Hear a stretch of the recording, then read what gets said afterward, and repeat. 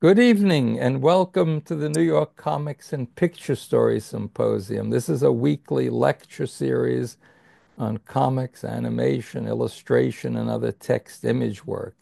It's funded by the Will and Ann Eisner Family Foundation and the New School.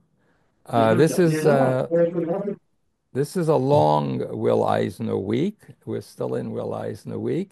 And this is a special meeting dedicated to our memories and appreciation of Jules Feiffer. Uh, and our moderator tonight is Danny Fingeroth. And Danny is a popular culture historian and commentator who conducted numerous interviews with Jules Feiffer. Danny was a longtime editor and writer at Marvel Comics and is chair of Will Eisner Week, the annual worldwide celebration of Pfeiffer's mentor. He's the author of A Marvelous Life, the amazing story of Stan Lee. Thanks for the blurb, Jules. And Jack Ruby, The Many Faces of Oswald's Assassin, and whose epigraph is a Pfeiffer quote. And here's Danny to introduce the panelists. Thank you, Ben. Well, among the panelists is Ben Catcher. Yeah, well, I'm here. Oh, Ben is an illustrious Cartoonist. cartoonist, historian, and uh, and professor himself. So thanks Yeah. for filling in. Who we don't have is Christopher Couch. So if you're here just for Chris Couch, you can leave now. But we will be able to make do without him. So I thought I'd introduce the folks, and then I have a few preliminary things before we get into action. Mort Gerberg is a phony is a dialing in from Colorado. You can see the all the woodland and the skiing and the snow back there in Colorado. Mort, you may as well be like in Brooklyn. Yeah, right. There's a lot of ski slopes in Brooklyn. I live with the ski slopes in Brooklyn. No. So Mort Gerberg is a multi-genre cartoonist writer, best known for his cartoons in The New Yorker and Playboy, and his cartooning the art and business, the most respected instruction reference book in the field for the past 36 years. He was voted Best Magazine Cartoonist of 2007 and 2008 by the National Cartoonist Society, and given its gold key in 2022, installing him in the National Cartoonist Society Hall of Fame. Welcome, Mort. Karen Green is curator for comics and cartoons at Columbia University. Since 2005, she has been instrumental in building a collection and archive that now includes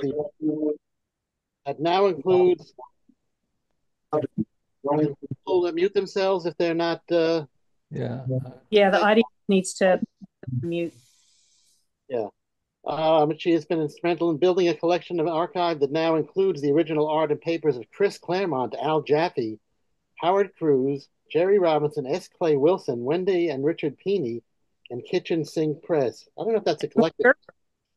What? And Mort Gerberg Mort Gerberg. and Paul Levitz. And there's still more to come. Indeed. Karen is highly active and visible at comics conferences and conventions, has been a judge for the Eisner Awards and the Pulitzer Prize in editorial cartooning, and she co-produced the documentary She Makes Comics, which came out in 2014. Peter Kuper is a regular contributor to the New Yorker, The Nation, and Mad Magazine, where he writes and illustrates Spy versus Spy. Well, he used to write and illustrate Spy. Still do. Still do. Okay, good. I just handed one in today. Excellent. He is the co-founder and co-editor of World War III Illustrated and teaches cartooning at Harvard University. His graphic novel Insectopolis will be published in May. And Paul Levitz is the author of Will Eisner, champion of the graphic novel, published The Spirit Archives and several of Eisner's graphic novels while publisher at DC Comics. He's a member of the Eisner Hall of Fame for his contributions to comics as a writer, editor, and executive. So welcome, everybody, and thanks for doing this. Anyway, so I just want to do a little housekeeping. Ben, thanks for doing the two of these in a week. This is more tiring than I thought it would be. No, it isn't. It seemed like a good idea at the time. Okay. Um, this is a bunch of people who knew and loved and admired Jules coming together and talking about him. It is not the definitive memorial. I think there will be a more definitive one from Jules's family and the publishers and whoever coming up in maybe in May is what I've heard. So this is just something that we spontaneously planned, really, maybe like a day or 2 days after he passed away. Because Spontaneously, we were working on it for 3 weeks. what? No, such spontaneity is just funny. I mean, all the interaction of phone calls that were going on that went nowhere. That's funny. Well, spontaneity is in the eye of the beholder. Yeah. Planned spontaneity. What, Karen? Planned spontaneity. Exactly. Yeah, planned something. So I got a PowerPoint because basically I wasn't gonna do a PowerPoint. I figure I got a lot of smart people with a lot to say who knew Jules. But then I realized that Jules had given me and us a gift.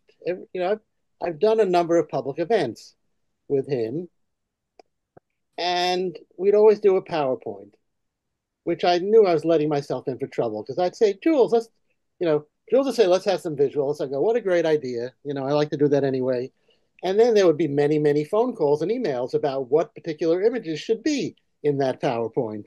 And we go back and forth. And, they were always great ideas. And they always meant that I had you know, I was glad to, but it meant, oh, I'll just add a few more images. So I realized I have this treasure trove of like the history of cartooning from Jules Feiffer. So why don't I 2 hours before the event push a bunch of them together, even though I swore I wasn't. So Sounds good to me. yeah, Yeah. so I'm sure it's only about 70 images. So think of it as sort of our version of the Oscars memorial reel, except everybody who died was Jules. So so I'm going to, so I will try to, and please, panelists, please feel free to kibitz here because that's Well, I was going to say, could we interject if there was something that's specific on them, so you're not just running through them? everybody but you, Mort. I'm sure Kara can do a very great job on it. But first, I got to see if I can actually figure out how to share and define this thing. Let's see. Oh, what are we seeing? Share. Here we go. Got it? Now you just have to go to view. Right. Full screen. Are we seeing it? Go to view up in the And top. go to view and Oh, the other view. Okay. other view all the way to the top. Slideshow. There you go. Beautiful. Now this title, Yes. of course, then I hit it. Is that yours? No, yeah, Good. no, it's not You mine. could escape. I hit escape accidentally. This title was for an event that Jules and I did at Columbia. Very often, although you couldn't, and not always intentionally, but sometimes intentionally, we'd have an event to plug a new Jules book because Jules had a new book every 5 minutes. So it was hard to do an event with, because after all, why should he stop when he's almost 96? Because as we know, he was still working on new books. So this is just a greatest hits um, of some of these slideshows. But this title, I added the revisited, and it's not just a Bob Dylan homage. Pfeiffer's Full Circle Revisited. How? Wow, nobody caught that typo 10 years ago. How? A kid who wanted to grow up to be Crane, Kniff, and Eisner grew up to not be them, but then became them after all in his own way. So there's Jules Young. Well, Jules probably in his 20s, around. Oh, he's working on the strip, so it's certainly younger than we're used to seeing him. Right. Here are some of his influences: Roy Crane, um, Al Cap, and Little Abner, Willard Mullins, And of course, Elsie Segar and Popeye, Skippy by Percy Crosby. This was all the stuff that kind of was Mm. mutating in Jules's brain all through his childhood and his whole life. Bill Malden, the Rabbit Fiend, Winsor It's McCay. it's No, let me Little interject. Nemo. I'll Interject. interject on that last one, Danny. The notion that you'd open the paper and that would be what you'd see is just absolutely mind-blowing. That, on Sunday you'd have comics coming in and they'd be like broadsheets like this. Amazing. You're right. You can Incredible. Jules once said in a talk that it's very humbling to know that the greatest practitioner of your craft lived over a century ago. He And just loved McKay so much. and the wild thing is that even the smallest community in the country had them, right? Everybody got the Sunday papers. Well, and it was in the Bronx in New York, so that was that small community, the Bronx. Oh, well, that was why it was so great to see the out of town newspapers because they were so big. I mean, you can't squeeze these things into the Daily News, which was the only paper that my father ever brought home. But there was some more. Weren't there some tabloids in New York? The Herald Tribune, wasn't that a tabloid? The tab, the no, the Not tab, tabloid. the Tribune was a little larger, but they didn't run big. Roger. So this is Robert Minor, and I think that was probably from the masses, Right. like from World War One. I think you and I saw it when you were looking through the masses Oh my, at the yes, yes, incredible. And then Jules's other big influence was Oh, yeah. yeah. there. But you couldn't really be Jewish growing up then and not be a John Garfield fan. Right. Uh, Bogart and Peter Lorre. Laurie, Yeah. Citizen Kane. I mean, all the artists of that. Well, I think all the artists of Jules's generation, but the generation before too, his mentors. And of course, Jules is a big fan of the superhero comics of Joe Shuster and Jerry Siegel's Superman, and Scribbly. Hey, Oh, this is a big one. I got you. It really is. I didn't know No, Scribbly, and he talked about this again and again, and this was how he connected to David Levine. That when they first met, cartoonist David Levine, caricaturist, brilliant caricaturist, contemporary, and this was like they immediately came together over the strip Scribbly about a boy cartoonist, which is of course like a natural to make you feel like I could do that. I see the date on it is 1948 down at the bottom there. So, is that when the character debuted? Paul, when So did that's fairly late Scribbly. Scribbly actually predates DC Comics. He first appeared in a couple of Dell issues in 1934, I think, and then he moved into the DC universe in All American Comics in the late 30s. And when Shelley was retiring from being the editor in chief of All American Comics to become a cartoonist, they gave Scribbly his own comic for a dozen issues or so. I forget the exact count. I think it might have been 14. This comes out of that run. So are these reprints or are they newly done for this run? Those were newly done for the run at the time. It's a little more sophisticated than in art style than the first Scribbly strips had been. Well, just the whole layout on this page is pretty sophisticated. Yeah, it really feels like Eisner too. You just that It does. Eisner and Bill Finger with like a giant, you know. Prop. And a drawing board. yeah, Plastic Man. And back to the other influences of Kirby, Simon and Kirby, and you can see him here in Jules' own work in his A Comic Caravan. That it's amazing. It's a one of a kind item, but he sold it for 10 cents. Introducing the one and only Ultraman. what's the date on this? What more? Is it you said this is something Jules did? Yeah. Yeah. So is there a date on this? This looks like August. very, very This good. is the 13th one, so it could have come out earlier. It could, That's but true. it was always It may have come out as early as, I don't know, December. What is the insignia on his chest? It looks like a coronavirus cell. Or a heart uh, or some kind of explosion. well, it was just one of these things that, 8 or 9 years old is what I'm thinking It's of. amazing. It's remarkable. It's wonderful. Yeah, it's what he did as a child. Yeah. Yeah. But I That, remember oh, that's in that's his, issue number 15. So that you can actually his style has progressed quite a bit in between those issues. Really, really good. Or in this issue, foreign correspondent. Oh, and it's timely. He's addressing Hitler there. Oh, and that's Captain America flipped, right? Yes. Yes, It's exactly. that from a different angle. Yeah. right, Yeah. this is so yeah, World So War it's got to II. be around 41. Yeah. World War II is really, really blazing, and that was also I even remember stuff like that, and I was so much younger than than Jules. Oh yeah, you're so much like a child more. But a good like what 3 years?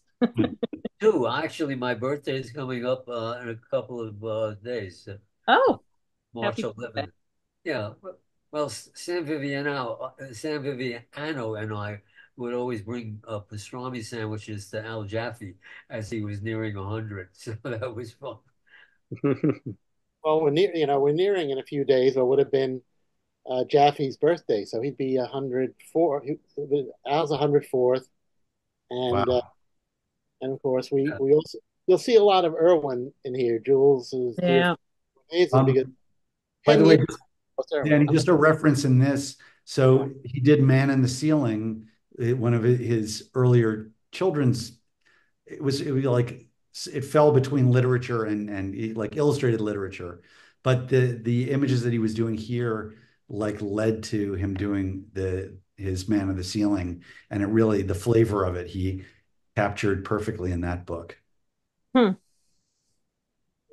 And then this is Will Eisner, who of all the cartoonists that Jules idolized, this was the guy who he went to work for, even though Jules claimed he had none of the skills Eisner needed or was looking for, except he was a big Eisner fan.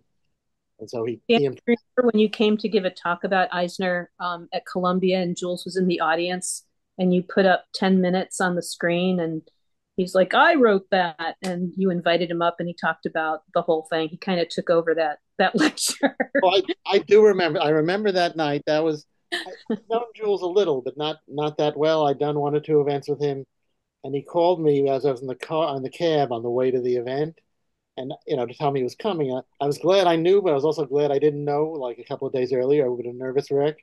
But right, I'm standing up there pontificating about Eisner, and Jules raises his hand. He's sitting in like the seats in the student seats. I go, yes, Jules. He says, I wrote that story when I was 17. I said, oh, I didn't know that. And I tried to proceed with the lecture, but everybody had questions for him. So I just said, I think I'm going to sit down. It was a good evening. I feel like a complete moron lecturing about this story when the guy who wrote it is in the audience. But Well, they, when if he you were first came in, wasn't he? He was like he was erasing panel borders and things like that. Yeah. sweeping, now look, obviously Eisner must have sensed that there was a brain there, and at a certain point, right? I think they both agree because they don't always agree on the stories, but I think at a certain point, Feiffer, as only a 17 or 18-year-old, said, the spirit stories that you've done since the war aren't as good as the ones before. He was very frank. And instead of firing him, Eisner said, "Okay, you can do better. You write them." And And so he did. And so he did.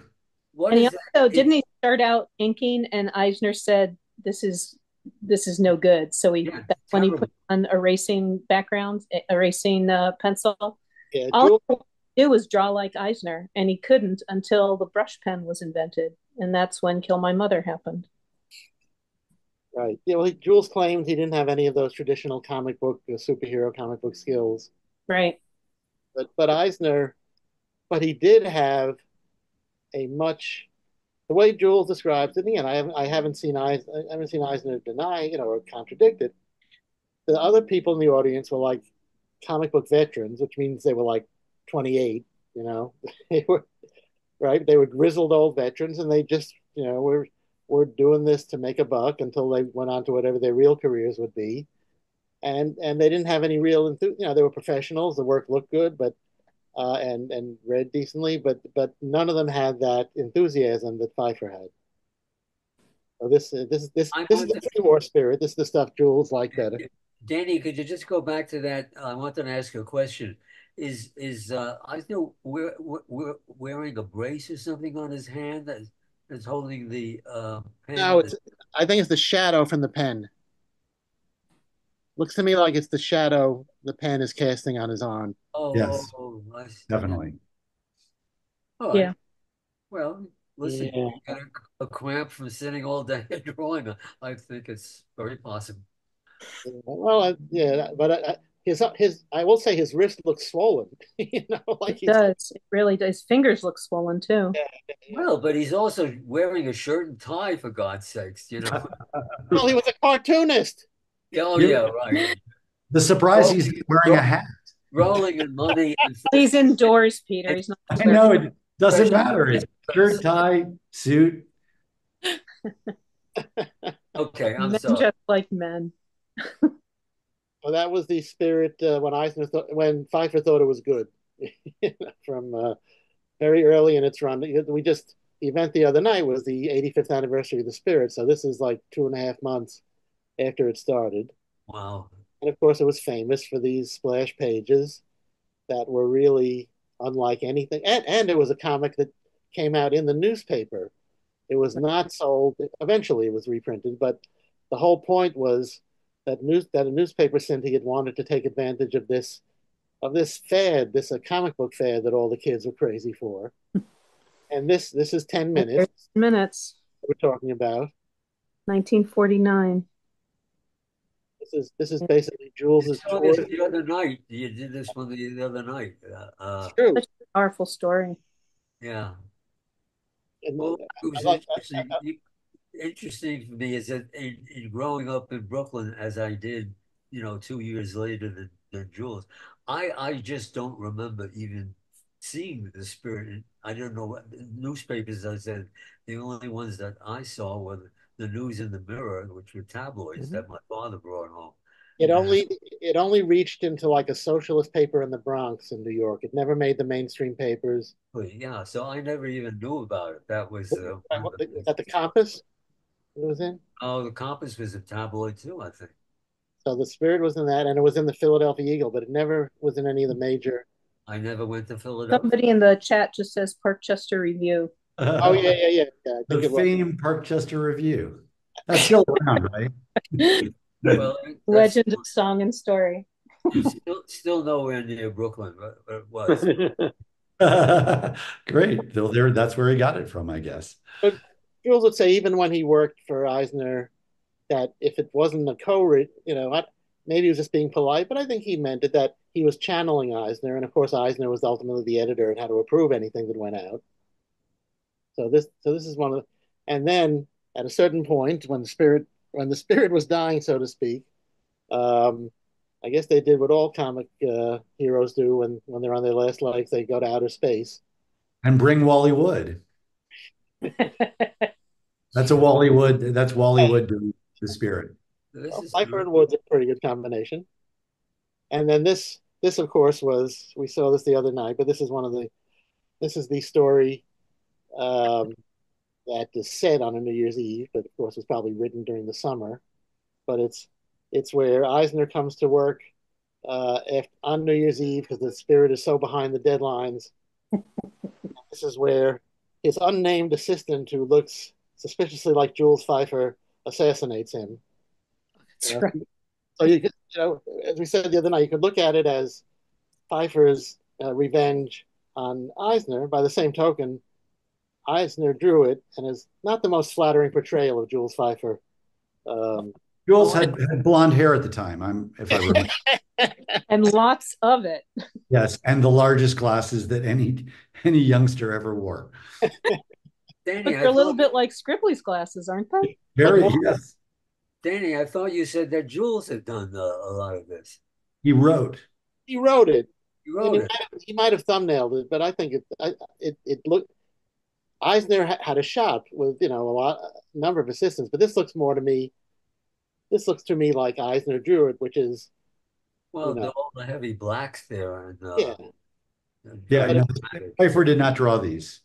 he might have thumbnailed them or something, but and they worked as a team. It was not they literally worked in a studio together. Uh-huh. And then this is Pfeiffer's the Pfeiffer character's revenge is that he then does the rest of the strip in the style of Clifford, which was the backup that Jules wrote and drew. And to throw in that Clifford was predated Peanuts, and it was this kid strip. It's just remarkable how much ahead of its time it was. And how funny the satire is with the Eisenspritz. Bloop bloop. Uh-huh. What? Changing. What, Karen? Life-changing. A life-changing book, according to almost every cartoonist I've ever spoken to. Oh, yeah. Including, me too. I mean, this was the Hanukkah gift of 1965. This is the only gift I Get that for your wedding? That's weird. I got another copy. Well, when years later I brought a copy to Jules the first time I did a public interview with him in 2009 at YIVO, I brought my tattered, 1,000 times read copy, and he inscribed it. Buy a new copy already, for Christ's sake. He needs the royalties. He did the same thing to me, only he wrote in my book, to Peter, who's too cheap to buy a new copy of this book. Put the variation on the thing. Thanks for that, man. Really, really appreciate it. Paul, was that a big gift for you in that year? It was a big heist from the Brooklyn Public Library. The fun fact behind this book is that the editor who encouraged Jules to do it was E.L. Doctorow. Oh my God. Yeah. So it was two literary geniuses conspiring to celebrate comics. Nice.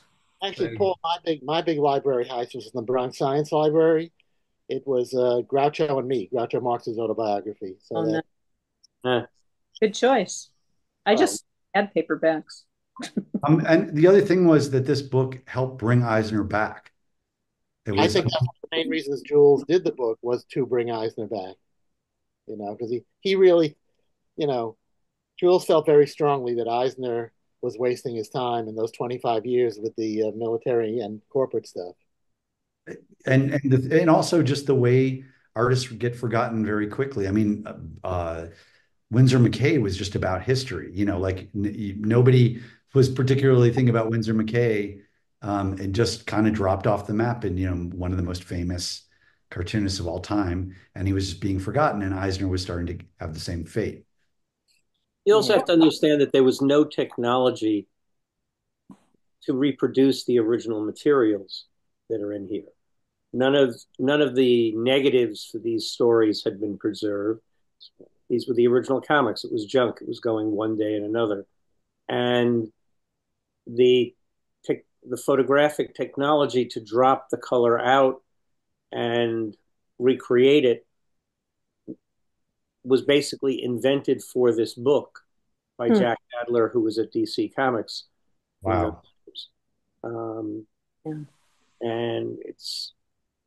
it's a highly imperfect technology, but the one that would be the main process by which Golden Age comics would be reprinted for about a decade until a better methodology came along.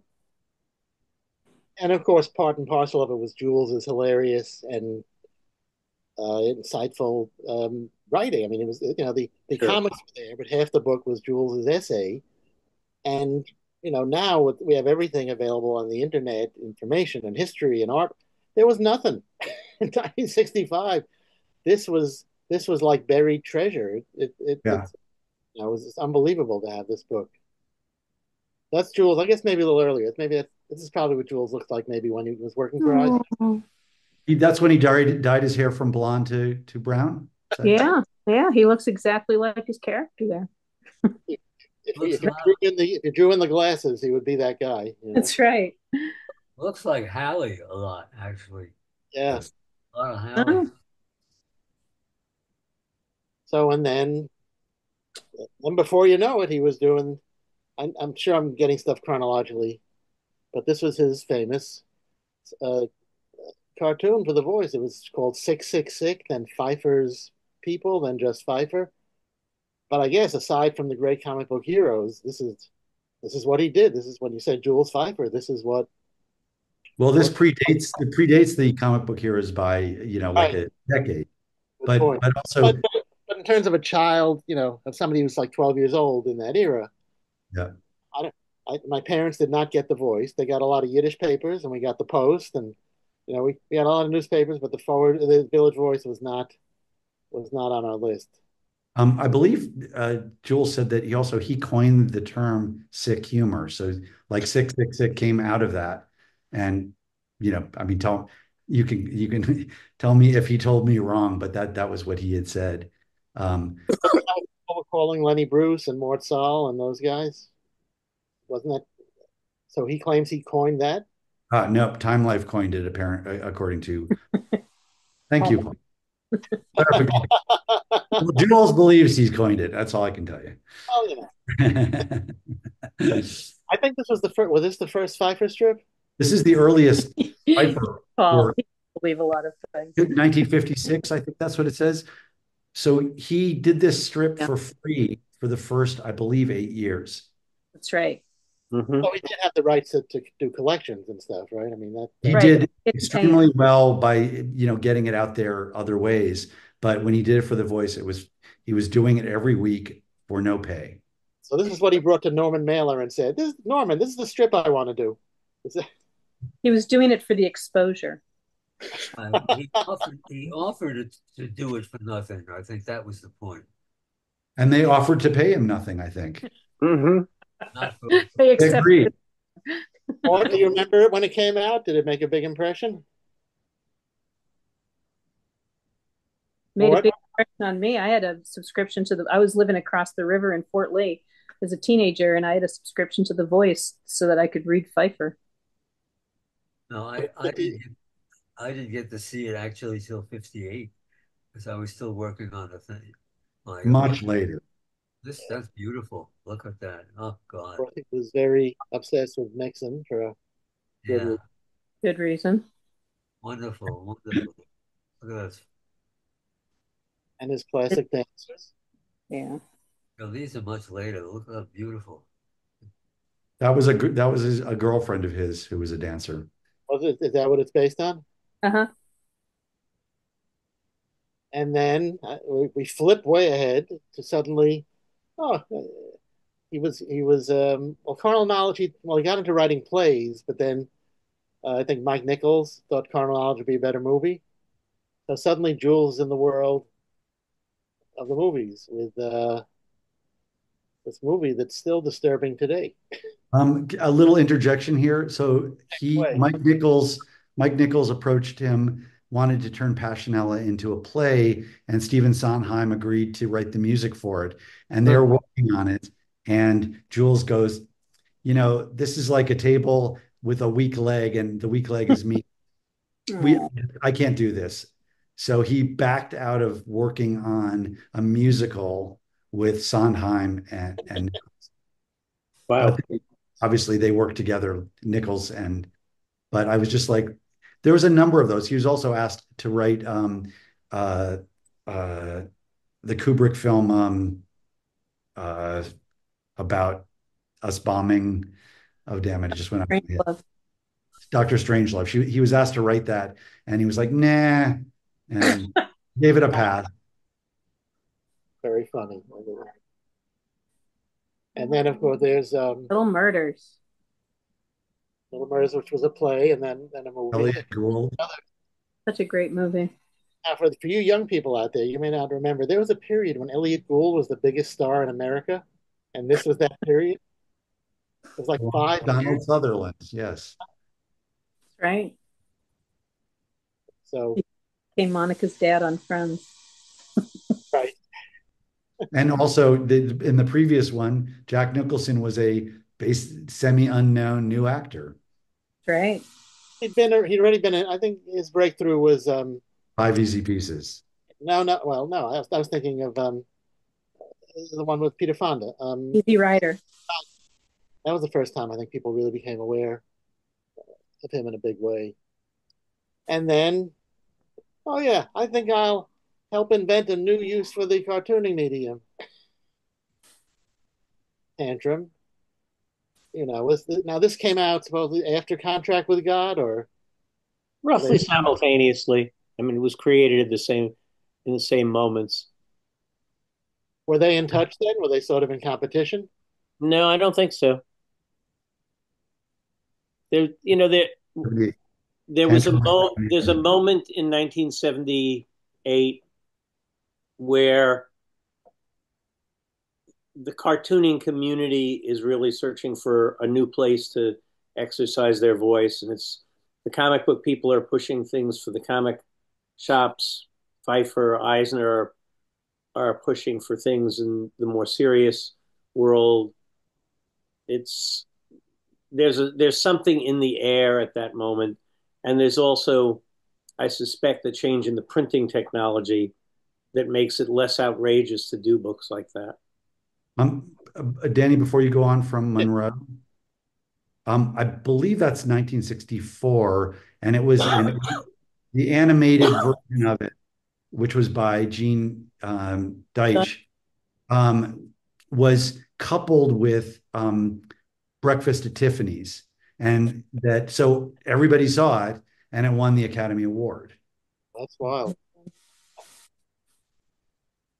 And this, thank you, Paul. Paul's our go-to. Well, but I thought what 1960 was when Breakfast at Tiffany's came out, because I thought he won it in 64. These dates.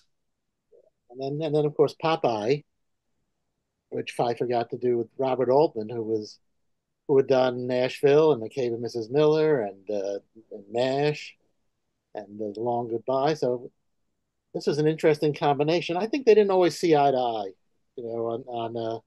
on making this movie, but yeah, in later years, well, they seemed more. Jules said that he was very angry about the way it came out. I mean, he had a lot of arguments with it. I think he mellowed about it. I think he sort of in later years looked back on it. It's funny. I think that in that equation in that movie, and I've been reading about this lately. I think Robert Evans from The Godfather and The Kid Stays in the Picture. I think Evans was really Pfeiffer's big champion. And all throwing a fit, but I think overall they look back on it. I think they all look back liking the movie, and I can't figure out if it made money or not. I've seen both reports that it lost money, but then I've seen people say that I have no idea. But it was definitely not the Popeye that you'd seen in the Fleischer cartoons. It was the original. It was Jules' attempt to do the original Seagar Popeye. Well, he said he got a phone call from Seagar's daughter, who was crying and telling him how much she loved the film and how much it captured it, and then he's crying, and so whatever came out of it, he did at the end was feeling like he had done his job. Yeah. The quote was, they looked at it. She said, "That's my Papa." That was the point. That was very, very close to, what Jules had felt also was the original Popeye. Exactly. Yeah, I think there was the tension between, of course, Robin Williams, who kind of made his name as an improviser, and Jules, who wanted his words actually said in the movie. Yeah, that was a strong part of it, right? Oh God, I love this book so much. So then, why not have like an 11th career, Jules? Okay, I'll do children's books and revolutionize that. So he lived in the same building as Norton Juster. It was just coincidental. Well, Norton Juster had gotten a Ford Foundation grant to do something completely different, like history of architecture. And he took the money and he wrote this book. And Jules was upstairs and he asked him to illustrate it, and he did all his drawings on tracing paper, which then was evaporating, unfortunately. So the original, I mean, he probably was just, happy to get it down in some form and wasn't thinking about, keeping it for all time. Who knew? And then that led.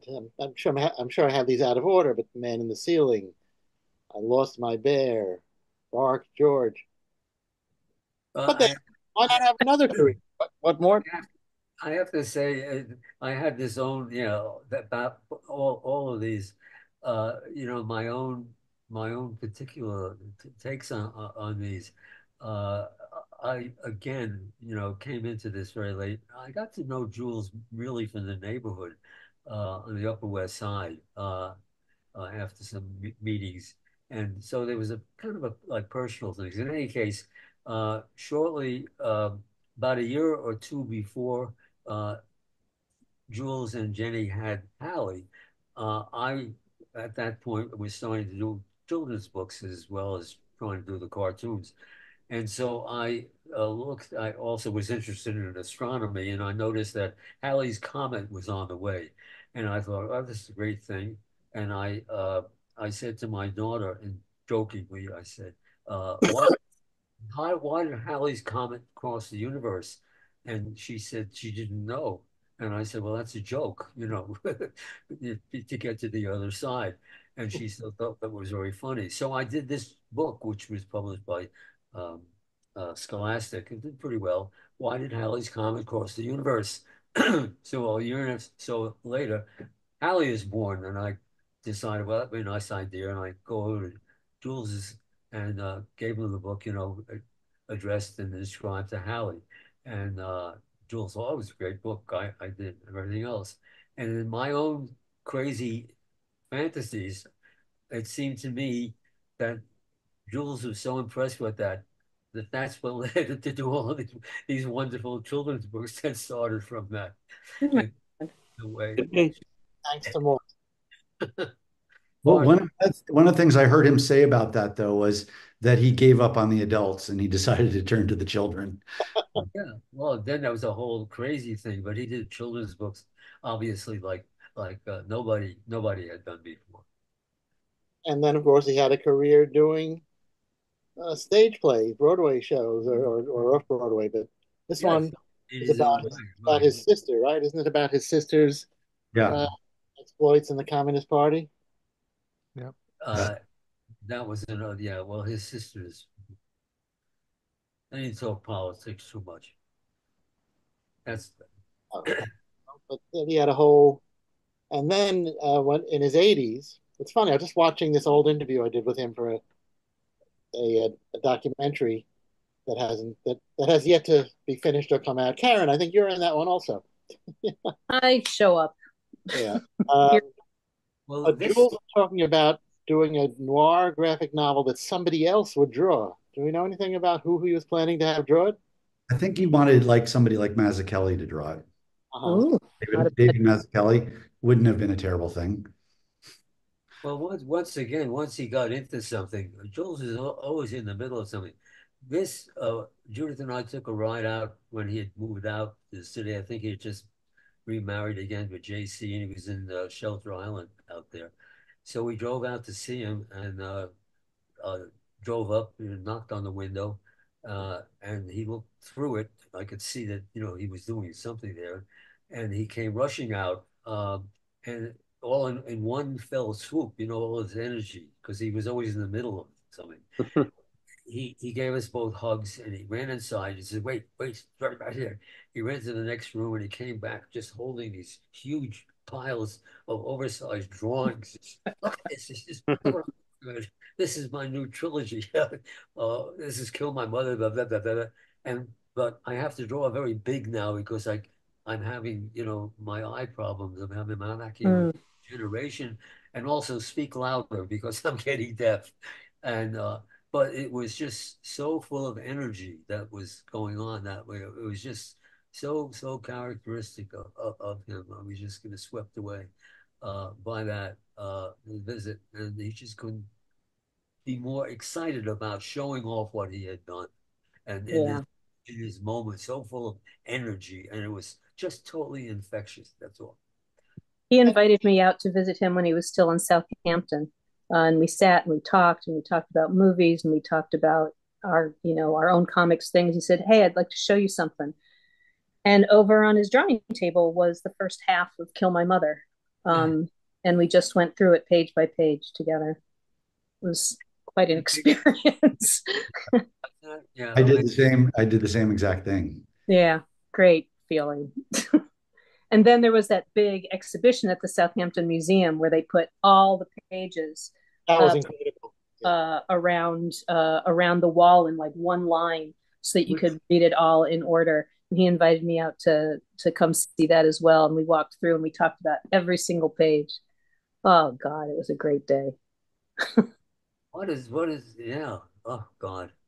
Yeah, and he didn't just do one; he did a trilogy, right? That's Yeah, yeah, it's very uh, ambitious to start a trilogy at what, 86, 87? Well, how old Yeah. was he?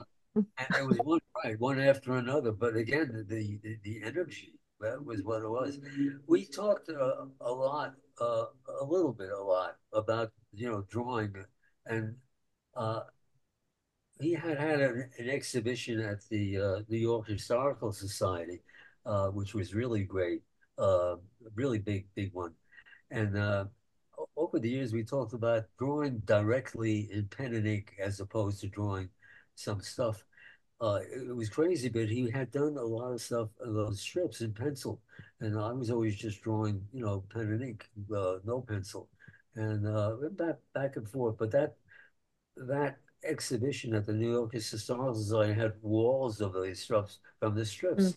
And he was always happy. He says, "Look, I'm doing this other stuff now. I like this so much. I'm just dipping the pens in and drawing without pencil." Uh, Again, the energy of the moment. Look at those drawings, and that's amazing, just amazing.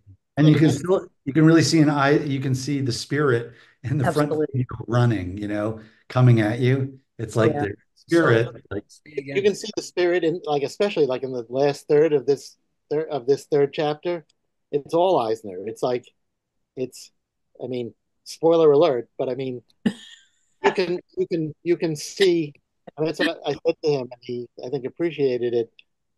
I said, "Oh, so kind of the character kind of goes to outer space at the end. What does that remind me of? What spirit storyline does that remind me of?" Yeah. But that was pretty. I mean, he always said it was an homage. One of the people he said he was homaging was Eisner, but really at the end, the character there's like a beam. You know. Anyway, Eisner's the baby. Ah, Peter. yeah. Nice. Peter, did That's, you feel like reading this or? no, I won't read the whole thing. It runs well or well. It's the first panel is the early days with Popeye, and then Monroe, and then his spirit days, and then what you've been running through actually, and his uh, doing the Village Voice strip for 40 years, and then all the other things that he penned along the way, and then reinventing himself again as a children's book author, and then the new art incarnation as a graphic novelist. And um, you found an earlier version of it. I've updated this because I visited him back in I think November, and did a newer version of it for the Nice. Nation, that landed perfectly for like was coming out as his, instead of 86, he was coming up on 90. Got to count for another 10 years, and then Mort. Aw. What's the story behind this? You sent me this image. Oh yeah, well that was the one I talked about when Judith and I went out to Shelter Island, and then we had spent time in the house looking at all of these pages of the great thing. I said, well, maybe it's time to go get something to eat. So we drove around over the place that was there. Judith took the photographs. Obviously, this is not a selfie. Whoever was there. So this must have been. Oh, look, I'm not even wearing an eye patch on it. The eye patch, I guess, was from the exhibition. So that was like 2018. So I guess that was just before that then.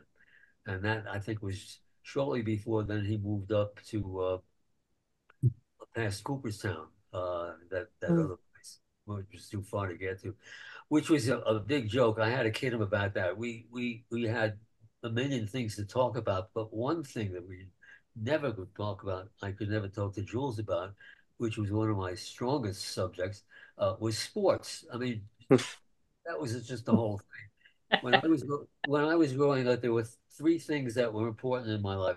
One, number one was playing ball.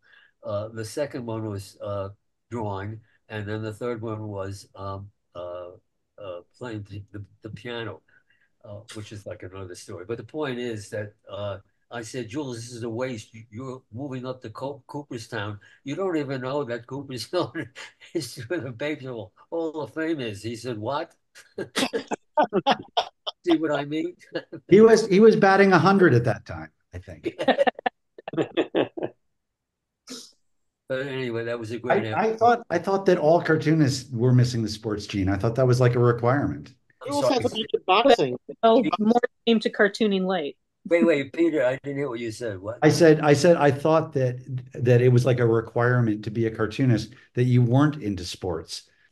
I know Oh, that doesn't apply across the board, but like everybody that I know, that's where we got the time to no, do no, no. comics. I made use of it. I did many reportage things about sports in the garden, basketball games, skiing, No, all of that's fantastic. Congratulations. I just thought that I thought that was part of the deal with being a cartoonist.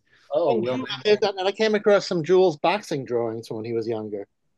So he did, sort of that. It sort of had that dancing choreographic sense to it. oh, So this, well. I have a few pictures. Believe it or not, it's 10 years since we lost Erwin Hazen. Oh I God. never, That never, suit. I never saw him look dressed so well. Look at him. He's Oh, wearing he dapper. Well, this was, and is that Eisner That's stuff? that's Eisner exhibition. No, No, no, I it's think it's a different night, or maybe yeah, that's but that's the old Mocha. the old Mocha. And this came about. Jules had written in his memoir that he used to do comedy routines at parties with Philip Roth, and I kept nudging him. Come on, get your friend Roth. Let's do a panel. I'll moderate. I was too drunk. I don't remember. Oh, At one point, I asked him a few times. At one point, he said, "Never mind Roth. Get me together with Irwin." So Better, they were, definitely. he I was think so some of us funny. were at the dinner before that, which was a raucous event. That is not apple juice in those cups. I was just going to say they were very professional drinkers, those two. I It's mean, not Yes. apple juice, and they're not giving urine samples. That is scotch. Yeah, Um, Jules hung out with well, a number of like legendary people, but among them was James Baldwin. And I was like, so like what did you talk about? And he was like, don't remember anything. I was blackout drunk. Like, damn. I so wanted to know nonetheless, it obviously had a huge influence on what he was writing about, but he was just very casually like, a lot got lost in the somewhere, somebody must have a tape recording of Philip Roth and Jules Feiffer doing They doing a. they were up at Yaddo together when Jules wrote Little Murders, and he just said that they'd have these incredible, like, sort of knockdown, drag out fights about politics and things, and then he wouldn't remember the next day what it all was about. But very productive period though. Jules loved Irwin. In a way, it almost seems in a way different. It it seems like he found maybe Irwin more approachable than Eisner because it seemed to me that he and Irwin really hung out. And then so this is from that same night, and that's my shoulder there. That I was attempting to moderate. You know, Good luck. put just that in get quotes. out of the way. Not a very moderate crowd. Yeah, well, that is It was great they were entertainment though. That Oh, I was can just hear that laugh. really got a kick out of each other. very Delight. funny together. Irwin was very funny, Irwin was hilarious, and together they were. extra They hilarious. had stories. Yes. Yeah, that I don't know if they were. Well, they remembered enough. We got. I wish Jules looked so completely happy there to be sitting next to Erwin. Yeah. It's that thing that you get where it's like because he grew up on him, I mean, grew up. That came out wrong. Grew up being a fan, and then he heard. Yeah. Yeah, and yeah, right. And Irwin, I think Eisner had a family and obligations, and Irwin was a bachelor, and that he could spend his time hanging out and going out drinking. He was he was a dedicated bachelor. Yeah. Well, he wrote that just like I don't know, just Loverboy. like the way you would talk about Jules coming out with the pages of Kill My Mother.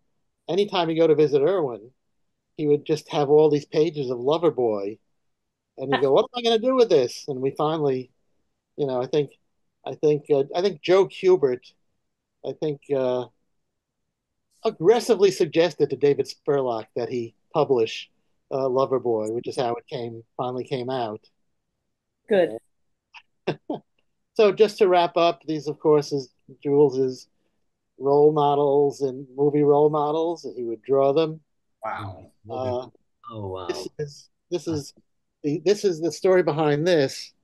Is I went out with a couple of filmmaker friends of mine, with Richard Kroling and Eric Nadler, because we like many other people started out on the ultimate documentary about comics. Paul, I think we interviewed you for that, um, and Karen, and I was on a dual mission to get a piece Jules had promised for the an Eisner exhibition at MoCA, and to interview Jules.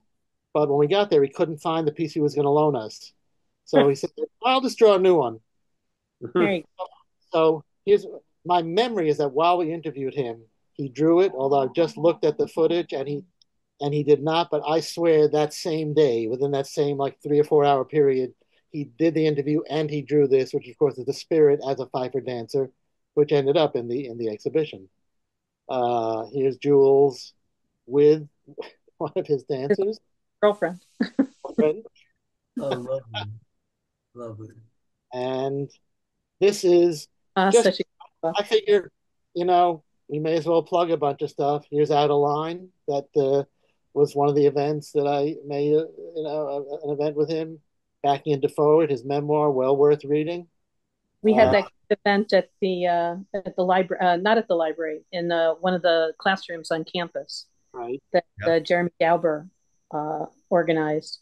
And it was the dinner after that I really got to know Jules. We were sitting next to each other and we were just talking old movies. We both lived on Turner Classic Movies. And that's when he said to me that he thought it wasn't until the Chris Ware edited Gasoline Alley volumes came out that he realized that Gasoline Alley was the first graphic novel.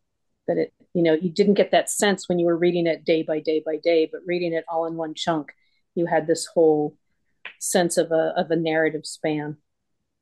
That's not to be confused with the dinner a few of us were at, where Jules decided to tell us about testifying in Lenny Bruce's obscenity trial. No, that was Oh, different. little interjection. Somebody asked a question. He had these kind of markers that you could, they were like watercolor markers, and you could put them down and then add water, and they'd blur. But so they were like some kind of Pentel like thing. So Amazing Grapes came out just recently. Um, In the so fall. fall. So Amazing Grapes came out. Jules just finished like a 350-page graphic memoir, and I think he'd started something else. So there will be, you know, why not? Let's plug the material. And this is Jules, At work. in at work in Cooperstown Thinking about baseball. about baseball. And this is the Oh, nice beret. Times. So that's with the piles of artwork and So he's working really large on that, and he's doing and he was writing. He did the memoir, like drawing and writing all at the same time. And because of his macular degeneration, he can't see after he's written it. He can't go back and edit or anything. So if there's a typo, it'll have to be done after the fact. But he was just like he wrote it out, and I went up there and we sat and went through the book, and it's the writing is incredibly sharp, and he goes through telling stories about his enthusiasm for different artists and also old relationships and his influences, and whatever, it's maybe 300 pages, 250 pages, all these giant size that so there is yet to be a Jules Feiffer book coming, hopefully sooner than later. It's full circle revisited. So that was what I threw together. I didn't, but let me stop share. Yay! And that slideshow only took an hour. I Yeah. know. Well, my plan was to go through Love this Oscars. Oh my God, the music didn't rise. Nobody was pushed off Nobody was stage. applauding. Fantastic. Ben, well, you knew Jules a little bit, and certainly Yeah, his work. yeah, right. I don't know how we would endlessly cross. I mean, I'm on the Upper West Side too, so and I visited two of his studios, the one on the Upper West Side on West End Avenue, and when he was out on Martha's Vineyard, and um, and I was struck by the fact that the rooms and the work was like a hurricane went through it. Literally work all over the floor and desks. And I don't know if a small child, he had a small daughter then, whether someone got in, but it was in both of these places. So he did work in a very like a playpen of drawing. It was just madness all around him. It's kind of fascinating. And But I remember talking to him about Pfeiffer's album, which was a book from the early 60s that alternated between play scripts, comics, and then sort of a mock children's book and another play script. And I love the idea that he wasn't tied into just doing one thing, and he thought of himself as a Totally. playwright. What? that And was I a lot. and all he had to say about it was he said that sold miserably. He said nobody bought it. I don't know. It's kind of sad. I, So that's before, right, before the comic book heroes, quite a while, I guess 63, I think it was. But I always liked that book.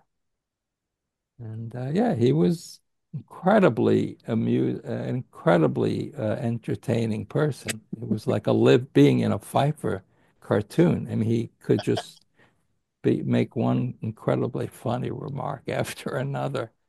And then, I mean, at least that was the mood he was in when I was with him.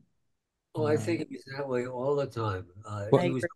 always seemed to be in the middle of something. I never, to visit him, when, in that big apartment that he had with Jenny.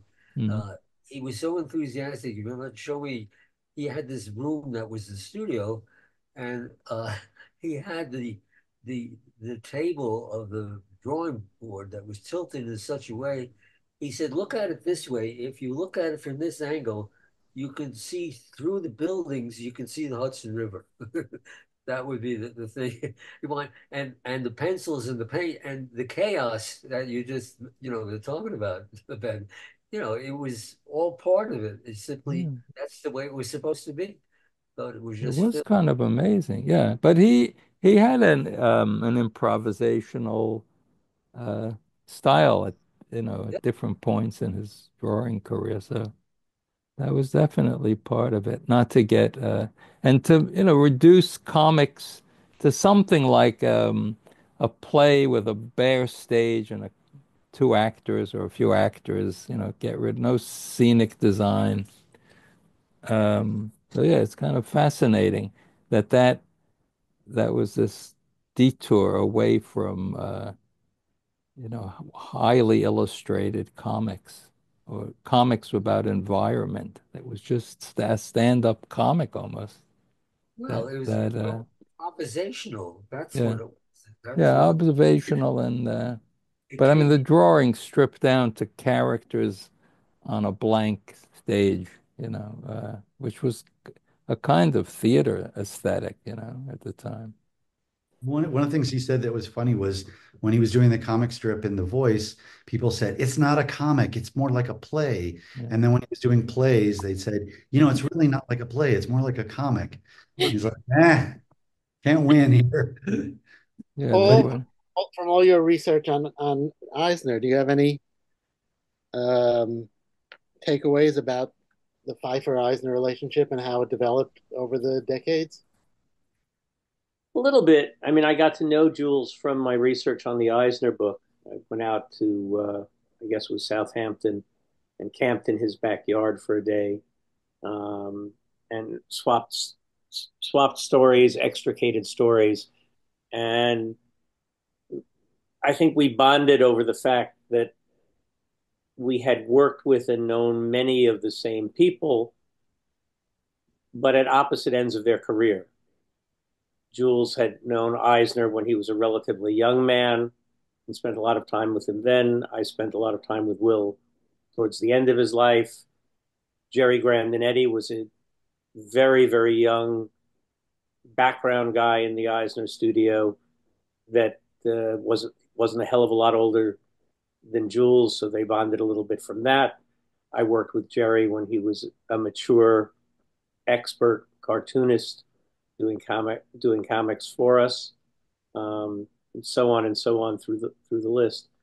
I think the conversation about Jules's relationship with Will all focused on the fact that, from Jules's perspective, despite the fact that he was a very young man, he and Will were the only two sort of socially conscious, world conscious, philosophical people looking at the big picture of life, where the Nick Cardys of the world were bent over their desk, making the page, and weren't noticing the world around them unless there was a draft notice popping up on their desk. And little bit from Abe Koenigson, who was the spirit letterer, who also was a smart guy apparently. But they had that was the fun of the room, and that was how Jules bonded with Will and accelerated his career at a ridiculous pace in it. You know, Will saw in Jules not only the talent potential, but just that raw intelligence. And you know, Jules remained his whole life an extraordinarily politicized person. He viewed the world through a lens that had been formed in that sort of classic Jewish socialist background in the early 20th century. Maybe found the New Deal okay, but lived long enough to certainly be looking at horror at a lot of what was going on in our recent couple of decades. But he didn't just look on it with an emotional horror. He really looked on it with a fully formed historic perspective. This is where it's going wrong. This is what's happening. This is what the problem is. And that level of engagement in what was happening in society is extraordinarily rare at that age. It's probably not as rare as his passion for doing the work and the energy he threw into his work, which is off the charts rare. But I think the two had something to do with each other. There was no part of Jules that was capable of just moving along in life and being wrapped up in the mundanity of it. One of my favorite moments watching him was at the time Kill My Mother was coming out, and Roz Chast had just come out with Can't We Talk About Something More Pleasant? And the two of them did an event together at Symphony Space with Francoise Moulet moderating it. And they were talking about age. And Roz was talking about what she had watched with her parents and Can't We Talk About Something More Pleasant? And she said, I guess she was about 65 at the time. And she just sort of verbally shrugged her shoulders and said, I'm giving up on going to doctors. The hell with it. Whatever's going to happen is going to happen. I'm not worried about it anymore. I'm done. And Jules is just laughing his head off and saying, I'm 86. I'm just starting to work. I got the next 3 books all planned out. What the hell are you talking about, lady? Um, She also said everybody should die at 75, I forgot that. which he did a double take on. I will. yeah. And Paul, didn't you write that Jules kind of took Will Eisner to task for Ebony White? I think Jules took Will to task for a number of things, not the least of which was Ebony. I don't know enough about Jules's family and moment. I've always been able to forgive is too strong a term, but to sort of generously understand Will's mistake on Ebony because of the assumption that Will had been brought up in such a cloistered Jewish environment. And I assume that at the time that Ebony was created, he had no direct experience of people of color, and he was really importing that from the films he had seen and the mass media crap. But on the other hand, I suspect Jules grew up in just as cloistered an environment. And notwithstanding that, he grew up as this fully formed, much more sophisticated intelligence from an early age. So he wasn't buying Ebony. He was a bit of a red diaper baby, though, wasn't he? I remember him saying when he did his event after his memoir was published, he quoted Mort Saul as saying, hearing his family talk politics, it wasn't until he went off to high school that he learned about the Republican Party and the Democratic Party. Like those were never discussed. It was the Socialist Party and the CPUSA and the rest. He was the pure Lower East Side wobbly. Yeah. But Will was exposed to some of that. I don't think Will's parents were as politicized as Jules, so that was part of the difference. But maybe the Wobblies were a little more racially enlightened. What's the age difference between Jules and Eisner? 12 years. 12? Because that would, even that would be a piece of it. As a matter of fact, today is Will Eisner's birthday. What do you know? Well, yeah, Will would have been what, 108 today? Yeah, 108. Yeah, so it's about 12 years. And it's a really big 12 years, right? Because Will reaches maturity in the height of the Depression with all of that around him. And Jules doesn't really reach it until you're in the war years and there's a lot more going on in the world. Yeah, he was born in January of 29, so exactly when the crash had just 9 months Yeah, 8 months of prosperity, and then just around the corner. I mean, neither of them had an easy set of conditions growing up, but not much anybody did. I had an interesting. Before I met Jules, I tried to get hold of him because I wanted to interview him for a book I was writing. It's in 2006. And Jules had not yet mastered email. He later on did.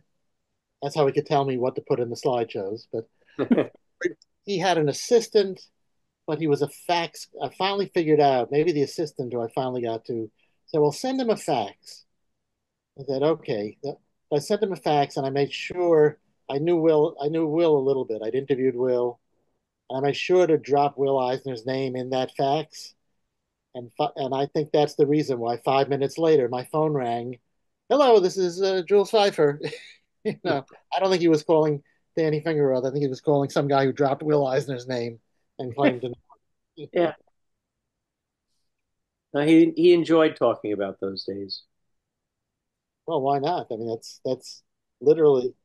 I mean, I that's the thing. He's Zelig, like he was so Zelig or Forrest Gump or Jules Feiffer. I mean, really, he was at so many pivotal moments in cultural history. Oh yeah, I was out getting tear gas during the Chicago. No, I was at the Playboy Mansion in Chicago during the riots in Chicago. Right?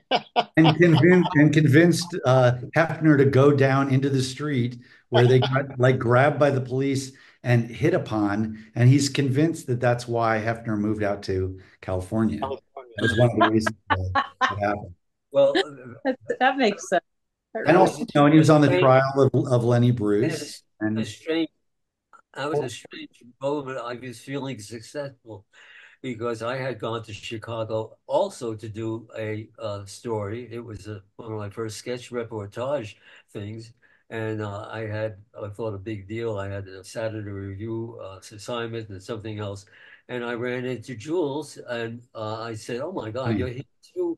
And I'm here too. And I thought, "Oh my God, I'm here someplace doing something that Jules is doing. I must be doing something right, for God's sakes." how Of do you course, run into except that each other at a riot? he was staying in the mansion with Hefner, and I was in the Hilton Hotel getting gassed by all that stuff going on.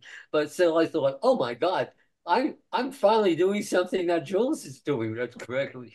Oh, Uh, Mort, were you you covering made it. You you made it. covering Krasner, the realist? Say again? Covering it for the realist? Were you No, covering it for Paul Krasner? the assignment that I had. Yeah, what was the assignment that in Chicago? Weren't you covering it for the realist? No, no, it was from for the Saturday Review and for one of those little uh bread and butter tits and ass magazines where they would give me 6 pages or 8 pages to do so I could go to India someplace and draw it or take my wife on a honeymoon to Yugoslavia.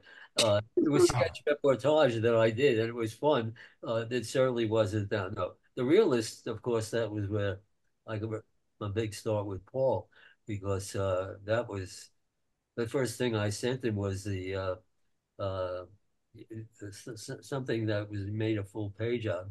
But the big thing that Paul did was to select the cartoon from one of our batches. He said, you know, you sell stuff to the realist, you're preaching to the choir. You really got to take this stuff to the Saturday Evening Post. So eventually I got around and I took a bunch of stuff, one of which was very specifically selected by Paul, Hmm. and I walked in and the introduced myself to David Lyle, who was the editor at that point, and he said, "Oh, you're Mort Gerberg. I saw your stuff in the Realist." I thought, "Oh my God, somebody from the Saturday Evening Post reads the Realist." And the cartoon that he bought was something that he had sort of anticipated because he stood up. He was a very tall guy, and he stood up and from the ceiling, which was one of these ceilings that was, I guess, insulated with all these little holes in the ceiling. Mhm. And he had a joint and he lit up his Asbestos. business. And the cartoon that he bought was, in fact, you know, met with a lot of screaming and hollering from all of the other uh, regular New York Saturday Evening Post cartoonists. And it was this guy looking out of the window, looking at a window box in which was something sprouting. His girlfriend behind him, and the guy looks down. He says, "Oh, it must be spring, Marsha. The marijuana plant is blooming." So right there, and I thought, well, bring it all down. But it was all for Paul. I mean, he was selecting a lot of stuff, but there was no space for that. Paul was there. Paul obviously was a big part of the Democratic of that convention, and I met him in the park at one point. I walked up to him. He was at the top of a hill, and he looked at me very straight, and he was talking out of his mouth like this. Like he wasn't going to say. He says, "You don't don't make any signs that you know me. I'm being followed by the FBI, and they're going to follow you too. You know, they keep following." Of course, knowing Paul, he could have been putting me on, but I don't think he was. He was being followed. It was a terrible time. Anyway, I just thought, you know, with my reference to Jules again, he was doing it, and I was doing it in a certainly different way. But I felt I'm getting there. So Danny, I mentioned I have this Oh, 1 minute. yeah. Okay, we're winding down anyway, so I think maybe it's a good place to. Good place to do this. So I Yeah. went up to visit Jules, and I recorded an interview with him, and this is just a 1 minute segment of it. I believe it'll work. Give it a try. All I was trying to do, and it's no more or less than what I try to do now at 112 or whatever age I am, is to tell a story that I think I know and to communicate it to, depending on the form I'm using, the reader or the audience, to have to start a conversation really between my audience and myself of who and what we are and where we are headed. And schmucks, why don't we do something about it? Such a sense of audience did you, and that seemed like it would be a nice place to Great. end on. Thank you, everybody. Thanks, everybody. Thank you. Peter, thanks for sharing his voice again. Yeah, I just thought it'd be nice to hear him Yeah. before. Okay, Yeah. good. Could I just, is it okay if I interject and announce my project? Who's that? That's me, Paul Morden. Oh, sure, Paul. Yeah, sorry about that. So the reason why I know so much and have been correcting things in the chat is because I'm writing a book about Jules. Fantastic. And I've been doing it for 6 years.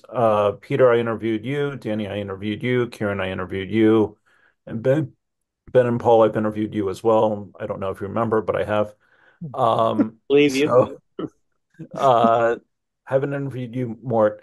Anyway, I signed the deal with Fantagraphics. I don't know when it will be finished, but if anyone has any questions, I'm going to go ahead and put my email in the chat. So if anyone wants to know about it, has something they could offer, they think, I'm more than happy to talk to you. Okay? Great.